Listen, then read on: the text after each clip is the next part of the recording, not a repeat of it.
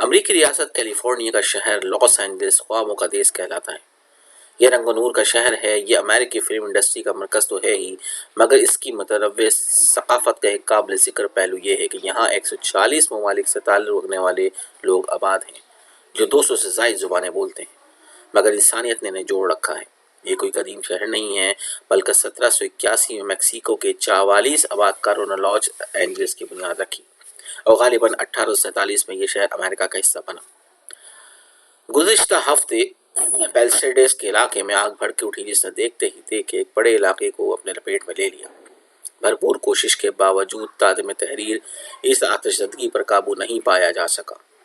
اس آگ سے ہونے والے نقصانات کا تخمینہ اس قدر زیادہ ہے کہ اس کے امریکی تاریخ کی بدترین تباہی و بربادی قرار دیا جا رہا ہے۔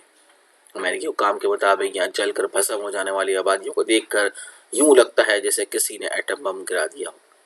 لگ بھگ 25,000 دفاتر، گھر اور گاڑیاں نیست و نابود ہو چکی ہیں۔ 1,53,000 افراد کو یہاں سے بے دخل کر دیا گیا ہے اور مزید 1,60,000 مکینی کو تنبیہ کیا گیا ہے کہ کسی بھی وقت یہاں سے انخلا کے لیے تیار رہیں۔ اس آگ سے ہونے والے نقصانات کا تخمینہ $135 بلین سے $150 بلین لگایا گیا ہے۔ لاس اینجلس میں آگ کیوں لگی؟ ابھی اس حوالے سے کچھ معلوم نہیں ہو سکا، البتہ آگ بڑے پیمانے پر پھیل جانے کے باعث تباہی کا سبب کیوں بنی، اس کا جواب ہے موسمیاتی تبدیلیاں۔ کیلیفورنیا میں 2022-23 کے دوران خوب بارشیں ہوئیں، جس کی وجہ سے جھاڑیوں اور گھاس پھوس نے خوب پرورش پائی۔ اس کے بعد اب تک خشک سالی کا سامنا کرنا پڑ رہا ہے تو یہ خودرو جھاڑیاں سوکھ کر ایندھن کی شکل اختیار کر چکی ہیں۔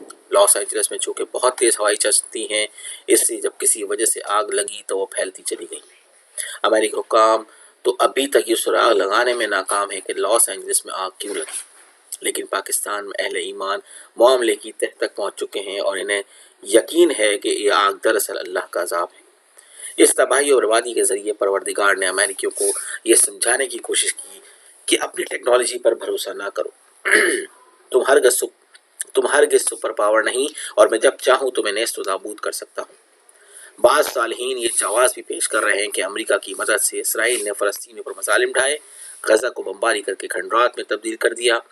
یہ تباہی اور بربادی دراصل مکافات عمل ہے اور اب لاس اینجلس کو برباد کر دیا گیا ہے۔ جشن ترک برپا کرنے والے پاکستانی اپنی بات کو درست ثابت کرنے کے لیے امریکی اداکار جیمز ووڈ کی ویڈیو بطور خاص پیش کرتے رہے۔ جیمز ووڈ امریکی چینل سے بات کرتے ہوئے رو پڑے تھے اور کہا تھا، ایک دن آپ اپنے سوئمنگ پول میں نہا رہے ہوتے ہیں اور اگلے دن سب کچھ ختم ہو جاتا ہے۔ اہل ایمان نے اس کافر کو یاد دلایا کہ تم فلسطینیوں کے خلاف اسرائیلی کارروائیوں کی حمایت کرتے تھے، اب روتے کیوں؟ اللہ کے عذاب کا مزہ چکھو، بے شک اللہ کی پکڑ بہت شدید ہے۔ اگرچہ اس آتش زدگی کے دوران اداکارہ پیرس ہلٹن سمیت فلم انڈسٹری سمیت کئی شخصیات کے محل نما گھر برباد ہو گئے، مگر جمع خاطر رکھیے کہ ابتدائی معلومات کے برعکس جیمز ووڈ کا گھر پیسیفک پیلسیڈیس صحیح سلامت ہے۔ چونکہ سب مکینوں کو یہاں سے نکال دیا گیا تھا اور پورا علاقہ ملبے کا ڈھیر بن گیا ہے، اس لیے جیمز ووڈ نے سمجھا کہ اس کا گھر بھی جل گیا ہوگا، مگر اب جب ملبہ ہٹایا گیا تو معلوم ہوا کہ آس پاس کے سب گھر جل جانے کے باوجود جیمز ووڈ کا گھر محفوظ رہا اور اس بات کو معجزہ قرار دیا جا رہا ہے۔ تو اب اہل ایمان اس معجزے کا کیا جواز پیش کریں گے؟ صالحین کا اصرار ہے کہ یہ آگ اللہ کا عذاب بن کر مسلط ہوئی ہے، تو مجھ گناہ گار کی کیا مجال اس پر شکوک و شبہات کا اظہار کروں؟ مگر سوال یہ ہے، یہ عذاب براہ راست اسرائیل پر نازل کیوں نہیں ہوا؟ اگر فلسطینیوں پر ڈھائے گئے مظالم کا حساب کتاب مقصود تھا تو یہ تباہی اور بربادی تل ابیب کے حصے میں آتی۔ ممکن ہے اسرائیل کی پشپرائی کی وجہ سے امریکہ کو سزا دی گئی ہو، مگر لاس اینجلس میں عام امریکی شہریوں کے گھر جلانے سے کیا ہوگا؟ ہم نماز پڑھنے کے بعد صبح شام دعائیں کرتے ہیں کہ یا اللہ امریکہ کی توپوں کو 100 کیڑے پڑ جائیں، کفار تباہ و برباد ہو جائیں، امریکہ نیست و نابود ہو جائے۔ اگر یہ دعائیں قبول ہوتی تو لاس اینجلس میں آگ بھڑکنے کے بجائے پینٹاگون میں دھماکہ ہوتا، امریکی اسلحے کے ذخیرے میں آگ لگتی تو سپر پاور کا غرور خاک میں ملتا اور کفار کو پتہ چلتا کہ عذاب کیا ہوتا ہے۔ اور رہی بات ٹیکنالوجی کی، لا یعنی بے معنی ہونے کی، تو جناب اس بڑے پیمانے پر تباہی و بربادی کے باوجود ابھی تک صرف 16 اموات ہوئی ہیں۔ کراچی بلدیہ فیکٹری میں آگ لگی تھی تو 258 مزدور جل کر مرے تھے۔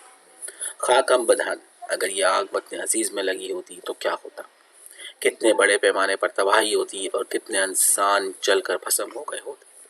ماضی میں جب کوئی وبا آتی تھی تو شہروں کے شہر قبرستان بن جایا کرتے تھے، مگر چند برس قبل کورونا کا عذاب نازل ہوا تو کم و بیش 2 سال میں اسے مکمل کنٹرول کر لیا گیا۔ یہ سب ٹیکنالوجی کا اعجاز ہے۔ آپ چاہیں تو عام میں فہم بنانے کے لیے تدبیر کا نام دے سکتے ہیں۔ 2015 میں بھی لکھا تھا کہ عذاب کا منجن بیچنے والوں پر کان نہ دھریں۔